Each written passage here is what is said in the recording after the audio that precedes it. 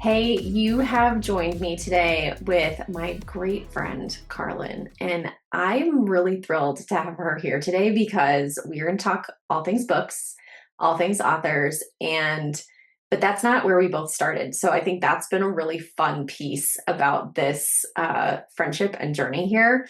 And I'm sure you'll hear some of that as we go. But Karlyn, I'm just so grateful to have you come on to talk about social media and marketing and all the things for authors. So thanks for being here. Thanks for having me. I'm so excited to nerd out. Yeah. Well, okay. So brief backstory. We met at Social Media Marketing World. Was that where we first met? It has to It be. has to be. And that was Yeah. like 9 8 9 years ago or something like that. Yeah. It's been a Almost. minute. It's been a Yeah, minute. But like online friends are real friends. And they that's the best. are. They are. And you know what? It's just been this like black hole vortex since COVID. So really it's only been like 3 years since 3 years ago we Yes. met, right? Yeah. True. No, we've known each other for a while and have been part of the social media marketing space at large, working with clients. And then, at least for me, the last 4 or 5 years, the authors just became more of a natural evolution for me to be working with more and more authors. And I obviously work more on the launch side of things, but it's been an easy parallel or dovetail to have launch and marketing be together in the same conversation. It's all very similar. Authors are just thinking about launch maybe in like a season versus like thinking about marketing being more of a long-term strategy, which I do talk about with folks. But you have also been just working with clients at large with OSNAP Social, and but that has evolved, and now you're working largely with authors as well. And so I'm excited to kind of hear more of your insights because you play very heavily in the social space, um, in some spaces where like your dance background, you are so much better at doing some of those fun videos on social than I am. And so I know you have more experience there and a leg up on me with some of that and getting creative with things. So I'm excited to dig into that. In your own words, how has that evolution happened? Like you're working now with primarily authors, but you've had this whole background in marketing at large. How do you feel like like how have you seen that happen and how are you seeing that really benefit your authors? I think what's really interesting is I have worked with authors in my agency, and I would say like that was my first kind of client base were authors in the done for you accidentally. Yep. When I started my business, I went and I decided this is what I'm doing full time. I quit my full time job. I was like, which was also in social media. And I was like, I'm doing this full time. And one of my favorite people in the space and still a really good friend and a referral partner, even still to this day, 10 years later, she was representing as a PR professional, a publicist, representing a lot of these thought leaders who are having books come out, getting them media placements.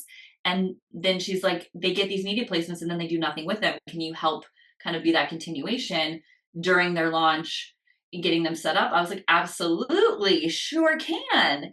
And what I had realized in my working with authors in that done for you space is there was a huge missing piece for the authors and me handling everything for them. They didn't have as much buy-in to the results of social. They didn't understand social, Hmm. and they didn't know how to, even with my suggestions, show up on social that it felt authentic to them. Yeah. And so, in noticing that gap early on in my career, and then again, secondarily, working inside Advantage Media, which has imprints like Forbes books and things like that, I was in there and I was noticing another gap where people would get their book out into the world and then they'd kind of circle back to their publisher being like, okay, it's out. I'm so pumped and excited. Now what do I do? And I was like, oh no.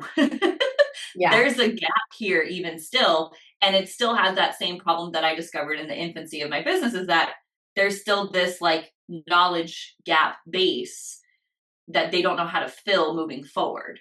So at like almost every piece of the puzzle, they don't understand the mechanics of how to get out there from a not just a book marketing perspective, but like a personal brand perspective. And again, we're talking about nonfiction authors in this conversation. But yeah, I was just like, okay, how can I help them even more? Help themselves like fill in that knowledge gap so that they can confidently step out, show up as themselves, and or hire someone and elevate that person to be better, Mm-hmm. rather than questioning everything. And I think that for me was like a big reason why I shifted into one, helping more authors, but helping authors in a more done with you space rather than a done for you agency space, if Yeah. that makes sense. Yeah. It makes 100% sense. I Yeah. mean, everything you're saying, I've experienced as well, because Mm-hmm. like back when my work was primarily just B2B businesses, done for you, agency type social media and content, I had those few authors that would get referred over and I'd be working with them. And I kind of like they kind of reminded me of artists where they're Yeah. just so emotionally connected to their work because they've worked so hard on it. They've thought through every single word choice that's in there and all the things. And so for them to like let go control to Yeah. somebody else is really difficult for them. And so that done with you approach makes a lot of sense for authors. And that's where I kind of started moving towards with them when I started getting referrals for anyone in that space. So if you're listening to this and you're an artist as well, or just an artist and not an author, like this is my advice for you is just regardless of your personality, when you are so emotionally connected to what you've made, it's really hard to hire someone to be your voice. Um, Yeah. and it's easier to almost have someone coach you through or work with you where you're still heavily involved. So if you're thinking you could be 100% hands off on this, like you just can't. It's No. very, very difficult for people to do. It's so much easier for a business when it's like, oh, we have this such and such product or such and such widget that we're promoting. Like we've made it, but like it doesn't have pieces of our soul into the creative process there. Like artists, writers, like they put their soul into what they're writing, even if it's about like a very generic topic. It may not be a Mm-hmm. memoir, but like Yeah. it's still something that matters to them. So, yeah, what you're saying makes 100% true. I've seen it in my own work and I've seen it in just how I'm moving forward.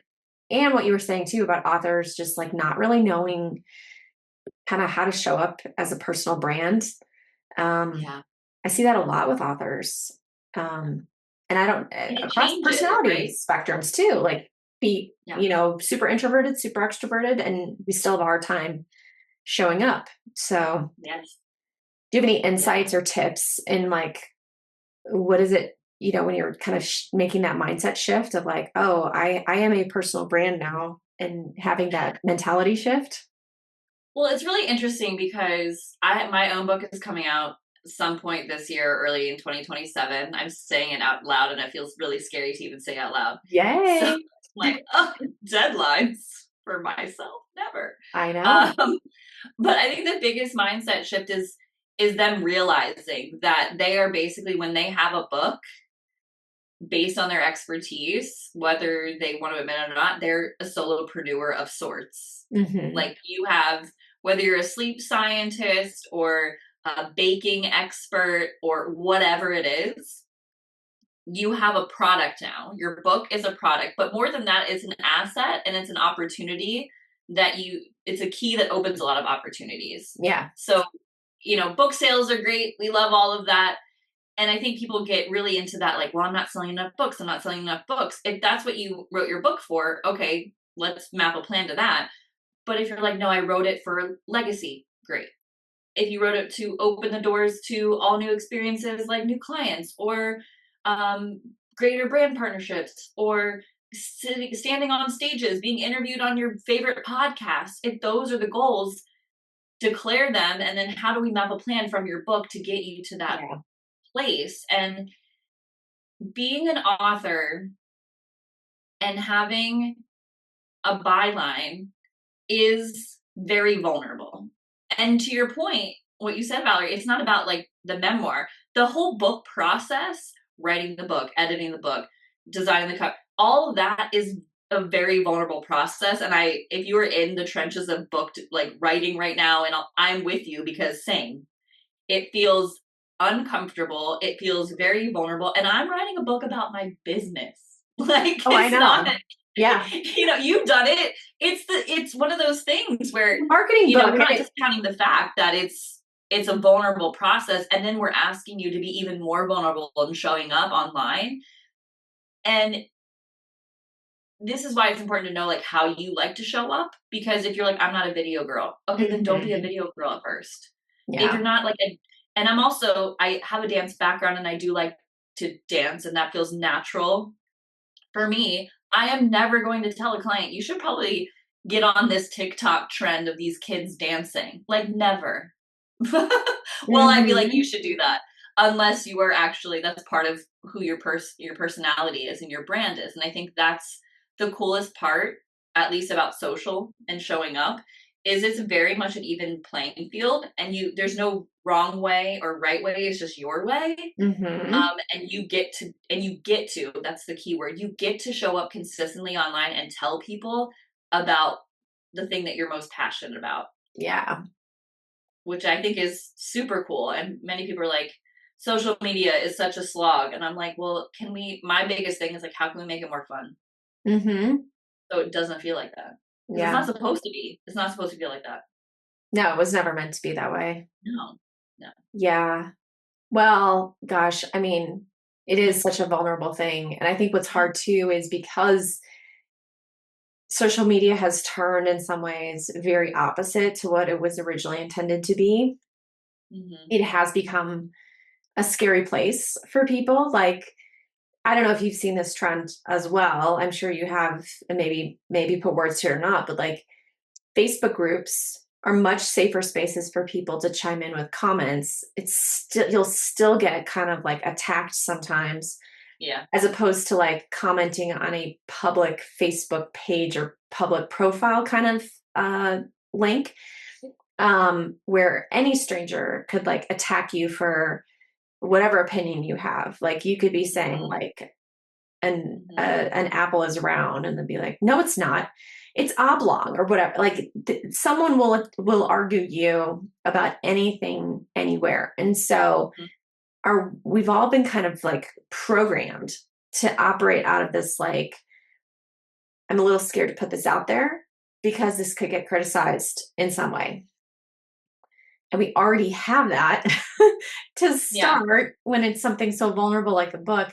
So I think like just putting something out there that feels very permanent, I mean, yes, you can update the manuscript and have new versions, like if you find a typo or you change something or whatever, but like, once that person has that printed copy, like, it may sit on their bookshelf for 100 years, and that typo might still be in there, or your opinion about something that maybe changed 5 years after you wrote the book may have changed. Like, it's still there. And so there is some permanence to books that I get it. Like, I get why it feels vulnerable. And I felt that myself. And I still feel that when I think about like promoting my own book. And my book was like yours. It was a marketing book, like nothing that I feel like that's why it's taking me so long, I think, to write my own one. I've been in like several like group books. Yep. But I've never written my own, mainly because I was like, how can I make an evergreen marketing book? Yeah. I was like, I don't know.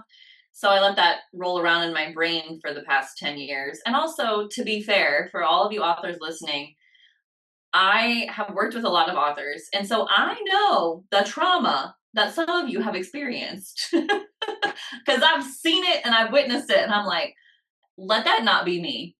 So I just opted out for a while. And, ever since starting my program up, I don't want anyone to have the objection, candidly, of like, well, what do you know? You've never written a book yourself. And it's like, I haven't. It's taken me a long time because of the trauma that I've experienced from all of you. So, I'm like, it's and that's trying to walk the walk, though. Yeah, I gotta do it. And so I'm really trying to crank it out. And it's been a journey. Yeah. I'm on chapter at the recording of this, I'm on chapter 4. So we've got several more to go, but You got time. we're just making a lead generation style book, 30,000 words, nothing crazy. Nothing crazy. Nothing Yeah. crazy. That still sounds like a lot of words. It is a lot. And it's interesting. I recently started getting into painting pet portraits for fun because I took a class online and I was like, this is so So fun. fun. And that's what I've been doing lately in my free time to like get off of my screen and all the things. And then the other day I was like, ooh, I have not worked on my book in a while because I have at least 2 books in the works on my drive that it's like, I just need to get someone like get them over the finish line. Yeah. And so part of me is like, I wonder what's blocking that. Is it really that I would just want to do art and paint? Or am I like actively Am I avoiding? avoiding? Like, is this legit? Because Hoping. when you're writing these days, usually it's on a computer. So often I get sucked into like work mode. And I have Yeah. to be No, very that's careful so about that. true. So some of it might be legit and some of it might be like, oh no, I'm avoiding writing some of the stuff that might be scary to put out on to the public, like Yeah. some of this On stuff the is same vulnerable. like layer of vulnerability. So I think like we're talking about the vulnerability within like writing, right? But there's also the vulnerability of like once it's done, telling people that it exists. Like Yeah. No, there's it's that's a a hundred whole percent. nother level. And it's like you spend all this time, energy, sweat, money, and Mhm. maybe some years, we're not judging, to put the book to publish. And then we decide, meh, I'm not gonna tell anybody about it. I mean, how many authors have you talked to where they're like, oh yeah, I've got a book, it's pretty much done. And I just have never done anything with it. I just came across somebody 100%. last week that told me that. Like I hear it all the Yeah. time. I'm like, what and then there's like a few things that happen that one, they're either like tired of talking about it because they've been talking about it for 2 years because they've been working on it for 2 years. And they're like, I'm bored of my own stuff. Like, why would anyone care? Mm. And to that I always say the best way to know that you're doing marketing or doing enough marketing is when you feel like you sound like a broken record, is when really it's getting good to the good part. And people Because are actually you feel like, grasping what you're talking yes, they're about. like, exactly. They've heard enough about it that they're like, ooh, I can't wait for it to come out, especially in the beginning. And then launch week is like, ooh, hype, hype, all the things. They get with that all the time. And then what I see happen is it just fizzles and dies. Yep. Yeah. It disappears. And they're like, I'm done. It's out there. Like the Maserati will pull up and get me, and we can go ride off into the sunset. I'm like, that's not how it works. It's not if you publish it, the readers will just come out of the woodwork and grab Like a copy. You have to tell people. this is like the starting line. The Yeah. launch is the start. Like this Yeah. is not the end. I think a lot of people have that in their mind that the launch is like, okay, we did it and we're done. Like now what? No. You know? You've signed on and committed to a lifetime of marketing this book. So long as Mhm. the content is still relevant as a Yeah. caveat. But Yep. like and people get all upset because they're like, I haven't sold as many copies as I thought I would. I was like, well, when was the last time you told anybody you had a book? Yeah. And a prime example, I love this example. I'm probably going to use it in my own book, but one of my clients is a sleep scientist, Cool. PhD, super cool dude. He speaks all the time next to former presidents on these stages. That's his business model, right? Hmm. And he goes, Karlyn, I got off of a stage recently and this person, because people can come up and ask questions. And she came up and asked me, and she's like, do you have a book recommendation on this topic? And he's like, that's when I realized that these people had no idea I wrote the book on what I was just talking to them about. I was like, oh no. So, putting my marketing hat on and problem solver hat, I'm like, well, one, are you softball pitching it Yeah. in your talk? It's And I think what happens to a lot of authors, especially if they're experts in their thing, they don't want to feel like they're boasting. Yep. Like they don't want to feel like they're bragging, or I'm like, it's not, that's another mindset frame. Like Yeah. you are not bragging. You are the expert. You have the fancy letters at the beginning and end of your name that you earned to Yep. be on the stage to talk about the thing, to write the book on the thing. Tell people that you did the thing Right. and that they can get more from you because you are the expert at the thing. So I was like, even if you say in chapter 4, I talk more about this whole thing that what I ate for breakfast, yada, yada. That's not saying you should go buy my book right now or I'm not telling you anything. That's not what you're saying. And then I was like, do you have a slide at the end that has like an easy way for people to stay connected to you or like have the book and whatever? And he's like, no. I was like, okay, let me make that for you. So, That'd it's be just an like these easy little thing to things. do. Yeah. And he's like, I just don't want to feel salesy. And I was like, you're not. You're giving people the resources that they are literally asking you Yeah. for. Don't make them ask. Make it easy for people to continue the conversation with you. Yeah. I've seen like when you reframe it around, and it's really any marketing, but especially around books, it's like if you really believe in your message and you believe it can help someone, like you are simply inviting people into this opportunity and giving them something that could help them, not Yep. necessarily pushing them to like, oh, well, if you buy in the next 30 minutes, you'll get this promo and this like we're not doing any sort of like sham wow whatever marketing pitch Wow. like flashback to 90s childhood watching summer vacation. But like we're really not, this is not like full court press trying to sell. Yeah. It's more like if you have the expertise to write a book on something and you believe it can help someone, why would you keep it a secret? Why wouldn't you be wanting to share it with people as a resource? So when you kind of reframe it that way, then it feels like, oh, okay, this doesn't feel so bad. And then when you think about like, gosh, I feel like I've been talking about this nonstop on social media, it's like, well, yeah, because you want to break through the algorithm and have people actually hear about it and know that this could be a help to them, right? And you Yes. can't do that with one post. Do you have Wouldn't it that? be nice? Wouldn't it be nice? He's so good. Yeah. Do you have any insights there around like, you already said like when you feel like you've talked about it too much, but like after the dust is settled from a launch, like how are you talking about this with people who are just like, I feel like I'm talking about my book nonstop? I think especially right after a launch, and they're like, I want to continue the momentum. I think the strategies that you deploy in like a launch week are different than I'm going to call it like maintaining Yeah. that rather than, not necessarily like a plateau, but like there's still going to be ebbs and flows of like the post publication journey.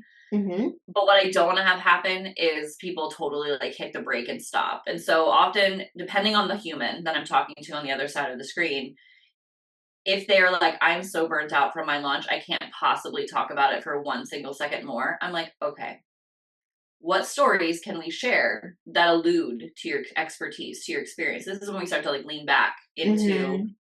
what made you you.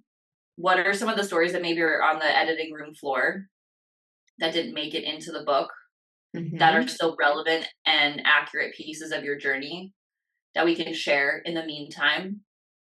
And I always kind of compare, I love car analogies. I don't love cars. I just feel like car analogies just like people get. And so I always say, launch week, you're like going like 100 miles an hour, like around the track, like you're getting it done, you're sharing all about it. And then afterwards, you just want to hit the brake. And I say, don't hit the Mm-hmm. brake, just like downshift a bit. Like you don't need to go 100 miles an hour. You can like downshift to like Yeah. just cruising in the snow, a school zone, 25 miles an hour. Just like Yep. chill for a minute, take a breath. Yep. Because as soon as and I feel like this all the time when I'm on vacations, as soon as you hit the brake, it is so much harder to hit the gas and go up and accelerate again. Yeah. It's so much harder to get started again versus just like cruise control, hang out in that downshift space until you're ready to shift it back into driving gear and like get going. Yeah. Never hit the brake, never stop talking about it. I think as soon as you totally stop talking about it, that's when it literally clicks. Yeah. Physical dust or digital dust, and that's the worst possible place to be. And then you start to tell these self-sabotaging things to yourself around like, No one cares about it. It's not that no one cares. No, everyone forgot about it because it's not their job to remember that you wrote a book a year ago, Yeah. 5 months ago. Yeah. People don't remember what they had for breakfast this morning, let alone what they saw on social media Yep. 2 months ago. Yeah.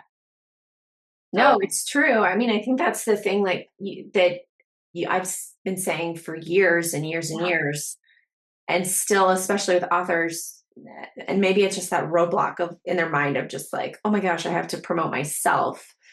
But we kind of Mm, forget the fact that like everybody else is getting bombarded with thousands upon thousands upon thousands upon thousands, tens of thousands, right? Like of impressions and advertisements and just information yeah. flown at us all day long, you know?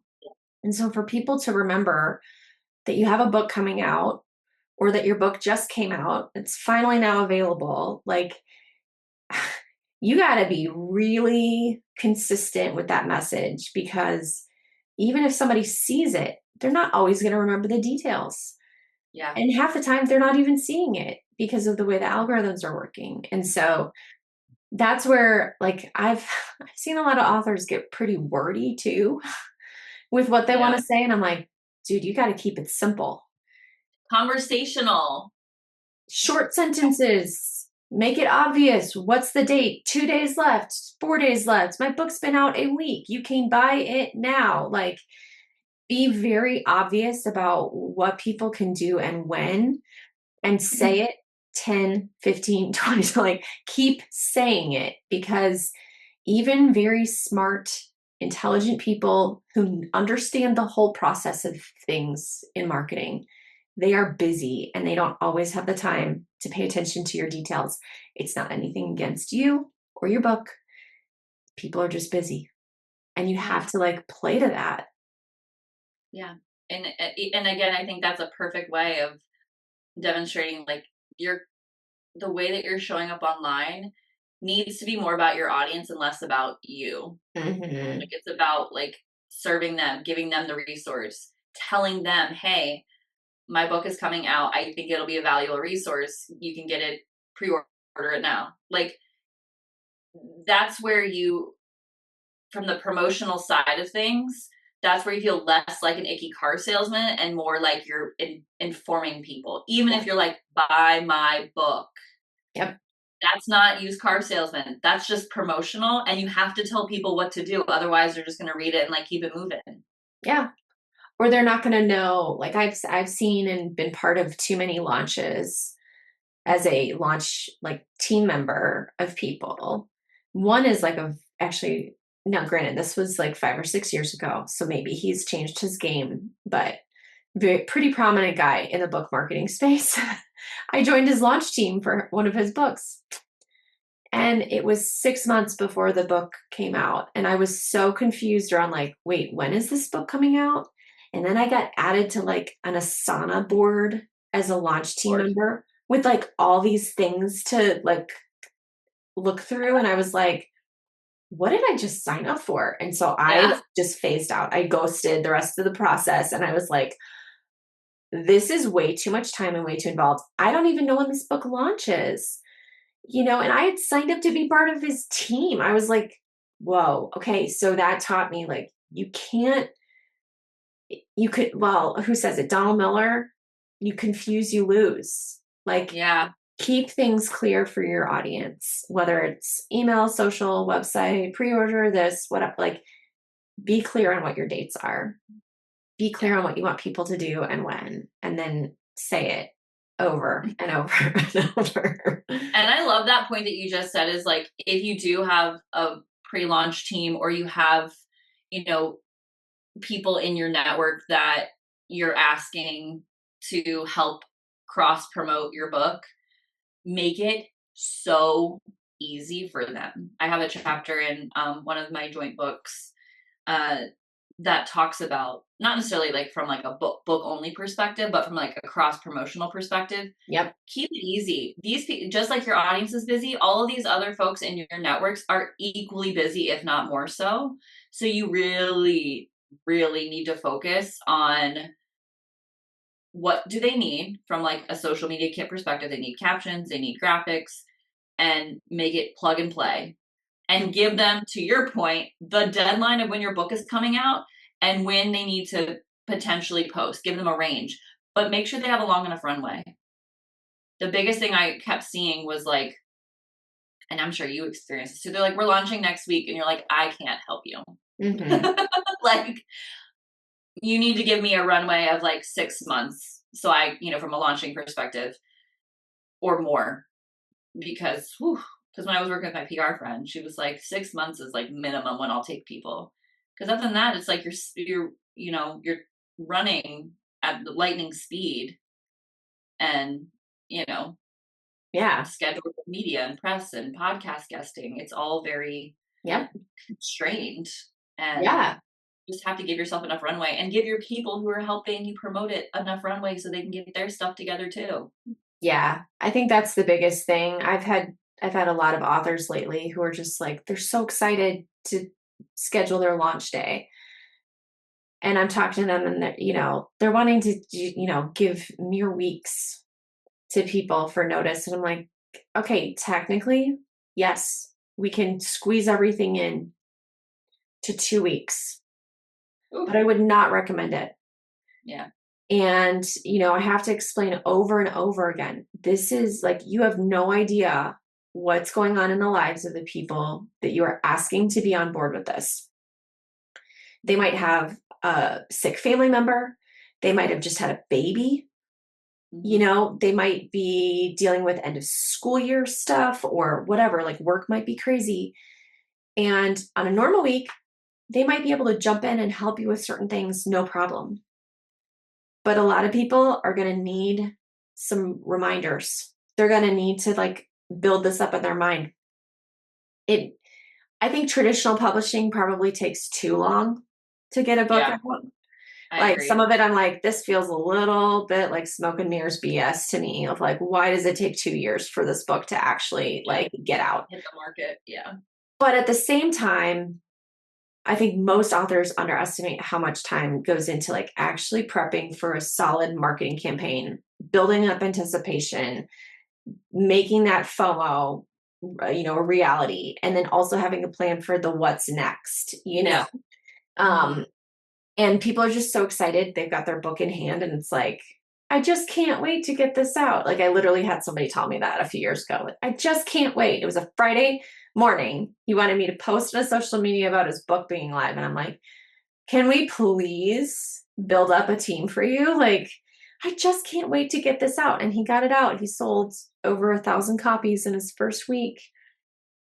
But did he get any reviews? He maybe had 5 reviews. He could have had hundreds of reviews for his book if he had done things strategically. And it kills the slow down to speed up. People don't want to do. No. And I get it. You worked hard on a book, but like, do yourself a few favors and just like breathe for a second, because no one else knows the book is ready except you and maybe your publisher or whatever, your publishing team. Yeah. What advice do you have for people as they think about like moving beyond launch day? And like, we've already talked about like, this is actually the start of it, but like, how do you not just talk about your book all the time? Like, how do you get creative about it? Like, what does that look like? What does the cadence look like?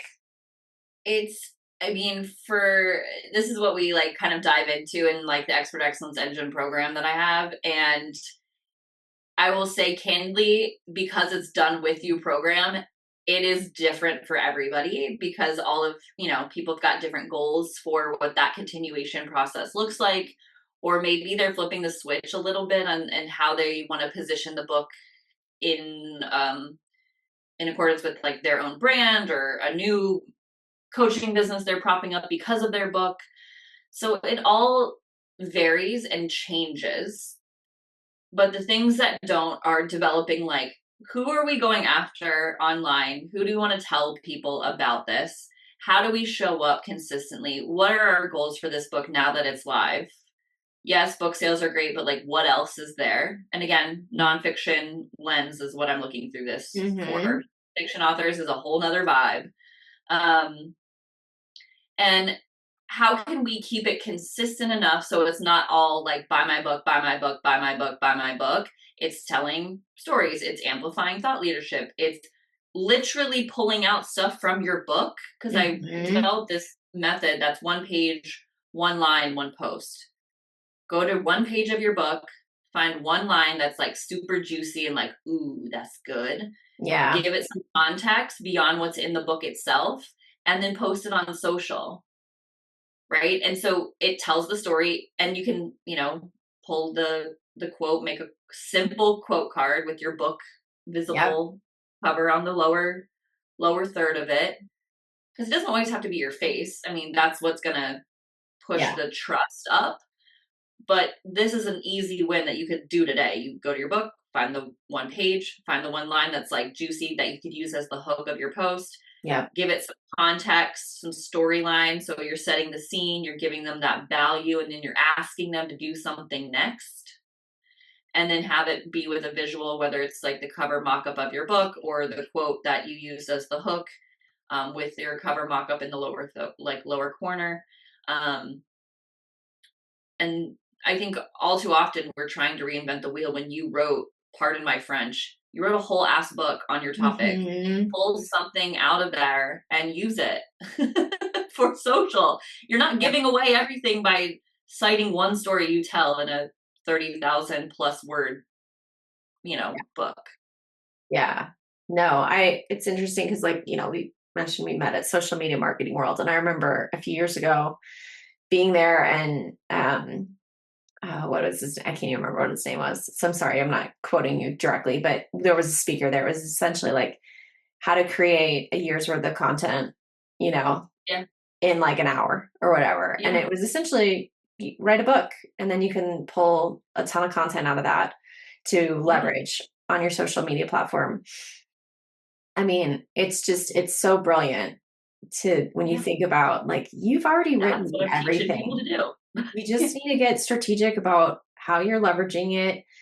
And when you think about like what is working on social right now, like I'm seeing a lot more authors doing like time to do video interviews or get on podcasts where they have sound bites and video clips Mhm. that they can leverage on social media where they're talking about some of these concepts. So in that way, it's like it's not your it's not exactly what you talked about in your book, but it's pretty similar and it's Yep. intriguing enough to be like, oh well, I like the way Karlyn talks. I'm gonna go.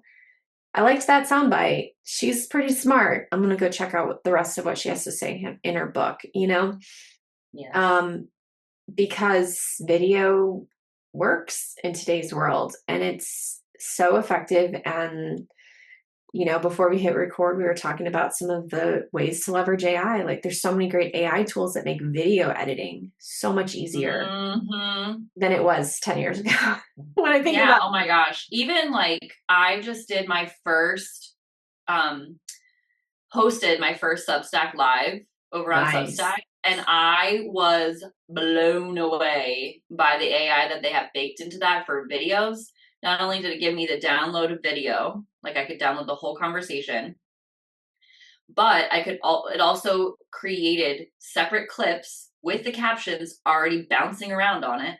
Didn't do any of this. It just did it by itself and Wow. created a thumbnail for YouTube. I didn't do any of that. It literally like exported and it was like, here's all the 5 downloadable clips. Do you want them? And it also shared it with the person that was on the live with me. Nice. Bonkers. I Okay. was like, You're making me want to go live on Substack this afternoon. I mean, we can do it. Let's do it. Let's do it. I mean, I need another guinea pig because I don't know what I'm Yeah. doing over there really. I just like showed up there and I was like, I Well, think I need to be here because my it's people are here. I know that's where the writers are. Yeah. And I've selfishly like enjoyed being over there as a user because I'm like, this just feels more positive. It Yeah, I feels agree. more authentic. It doesn't feel Yeah, like it's filled with all of the AI garbage and political garbage and that part. ad I really am garbage. liking it over there. Yeah, It's super fun. I wish I had more time to spend I know. there. Um, It feels like a space where people are more thoughtful. yes. And they So, take their time there a little bit, and they're like genuinely trying to connect. I think it's only a matter of time where, no offense to marketers because I am one, like isn't, I before think we ruin it. Murray Smith said it once. She's like, you want to know how something gets ruined? Marketers get a hold of it. Like marketers are great at ruining stuff because we just like try to strategize everything. Yeah. How can Like, how can I hack this platform for my yeah, but I'm best like, let's just let it advantage? live and breathe and all of that. So, Yeah. I think I'm loving it over there. But yeah, But at the anyone that hangs out. moment, it's great. Yeah, for the moment, we're loving it. Learning new things and leveraging that platform to be a little bit more, what's the word? Unhinged feels harsh, but like more Unfiltered. opinionated, Unfiltered. unfiltered. Thank you. Unfiltered insights Yeah. that I wouldn't necessarily be as forthcoming on like a blog or like my LinkedIn newsletter or, like I'm kind of The over personalities of there. different platforms. Yeah. Yeah. So it's been it's been challenging for me to like going back to vulnerability, being vulnerable over there, because I'm not trying to talk ill will about anyone in the traditional publishing world either. It's very archaic how it moves and shakes, and it feels very much like a game that people have to pay to play, and they still might lose. And I just feel very sad about that. And I want everyone in the book space to care more about the author. Yeah.